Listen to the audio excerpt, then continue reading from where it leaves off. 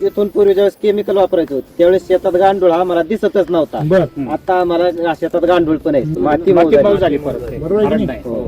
आणि ह्याच्या ज्या मुळे आहेत ना जवळजवळ 15 फूट इकडे इथं cover मुळे केलेले. होते. इथपर्यंत मुळे गेलेल्या म्हणजे नांगरला आता त्यांनी उन्हाळ्यात नांगरणी केली मार्केटमध्ये ना, नांगरणी केली ना त्यावेळेस त्या नांगरणीच्या वेळेस मुळ्या बाहेर निघल्या.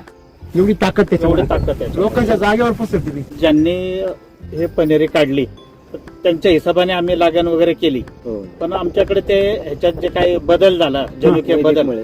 त्यामुळे झाडं एवढी मोठी झाली हा. की आम्हाला असं वाटलं की जे आम्ही 190 लावली ते जवळजवळ 100 किंवा 150 झाड लागायला पाहिजे. दाट झाली झाडं जास्त. दुसरं इफेक्ट काहीच नाही. काहीच नाही. मध्ये आपण पाहिलं मध्ये एरिएशन बिलकुल नाहीये. नाहीये. हवा खेळती नाही नाहीये, मध्ये. नाहीये. त्यांचं पण म्हणणं एवढी साईज कसं काय हो. त्यांचं ज्यांनी पनेरी त्यांच्याकडून आणली रोप आणली. हो रोप विद्यापीठाने ज्यांच्याशी करार केला होता बर बर ते पण म्हणतात की मी सुद्धा चॅट झालो की एवढं एवढे मोठं निघालेच तुमच्याकडे नाही. सूट झाली त्या वातावरणात. हो आपले डाळिंब बघून शास्त्रज्ञ चकित होता. हो कोण चकित होता? शास्त्रज्ञ